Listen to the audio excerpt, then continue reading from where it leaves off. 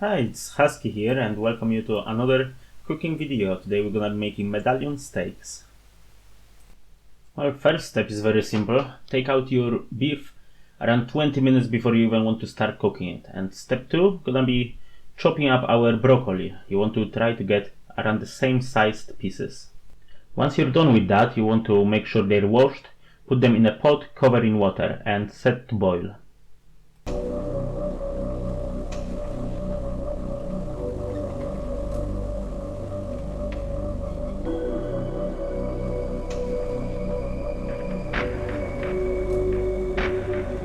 Once our steaks have rested and increased their temperature, you want to get them out on a chopping board and get 1 clove of garlic ready. We will peel the garlic and chop it in pieces. Don't need to be small, whichever size is gonna be fine, as long as the oil in the pan will be able to cover them more or less. And then we are going to season our steaks with sea salt, black pepper and white pepper from both sides.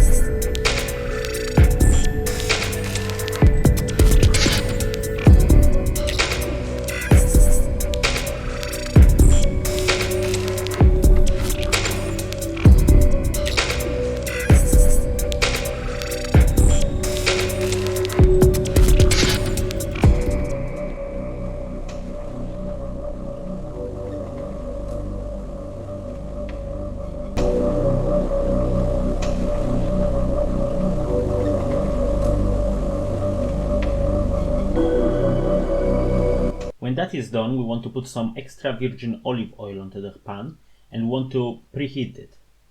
We also want to add up the chopped garlic onto the pan so that the flavors from it will release into the oil and later on soak into the steaks. When the broccoli starts boiling, you want to add up a tablespoon of salt, a teaspoon of sugar, give it a good mix and lower the heat.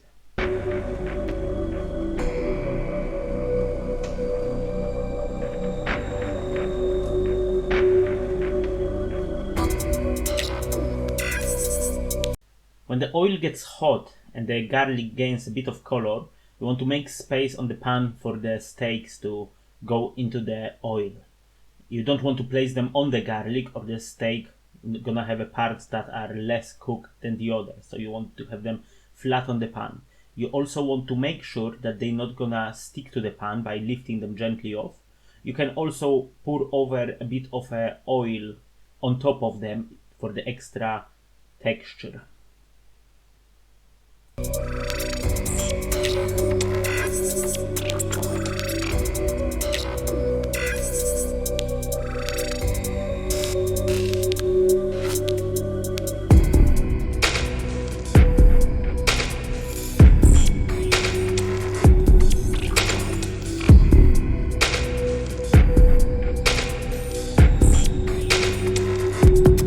When the bottom of the steak cooks so that it doesn't stick to the pan anymore, you want to lift them and sear them from each side, then return it to the side they were lying on. The reason for that is to keep the juices inside of the steak.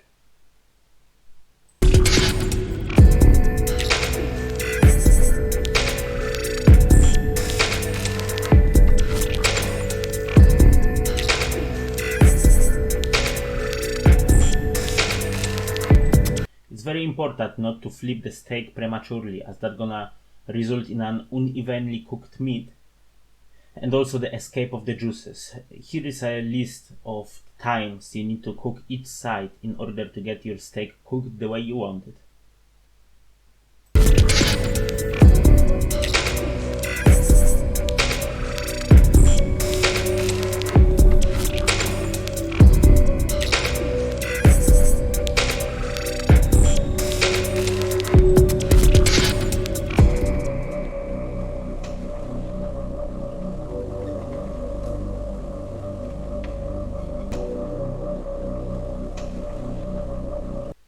satisfied with the way your steak is cooked, you want to remove it from the pan, and you want to make sure that you do not cook it or serve it immediately. You need to let the steak rest for at least 15 to 20 minutes before serving, so that the juices settle in and keep the flavor inside of your steak. Do pay attention to your broccoli as well, as you really don't want to overcook it. It's very important to make sure that the broccoli is cooked perfectly rather than undercooked or overcooked. And the best way to do that is by tasting it whenever it starts gaining color. Once it's cooked, you want to remove it from the heat and leave it on the side while we are going to prepare the sauce. In order to do that, we need to remove the garlic from the pan and take it off the hot hob so that it is not heating anymore. After that, we want to add up some flour, since the oil is very hot and we cannot add up the stock just yet. We want to give it a little bit of a mix, and don't worry if it's gonna clump up right now, as we're gonna break it down later. Now it is the time to add up 200 milliliters of stock. I advise to use either a chicken or a beef stock. Now we need to be mixing it vigorously while breaking down the flour clumps, as well as scraping off all the juices left over on the bottom of the pan until the mixture thickens.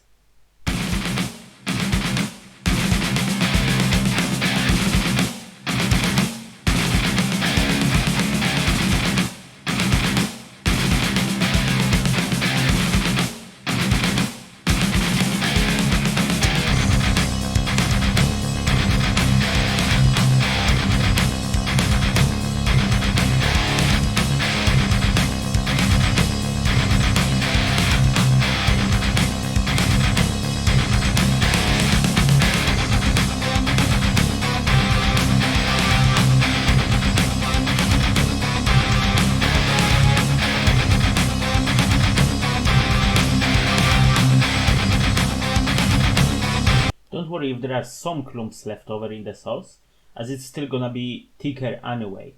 Now that we're happy with its consistency, we want to add up a handful of breadcrumbs.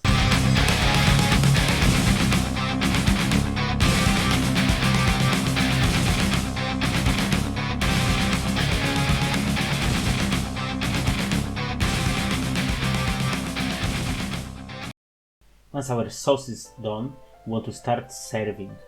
Put up some broccoli, then the steak, top it with the sauce we've just made, sprinkle with the parsley, and add up a sour pickle for the maximum flavor and balance.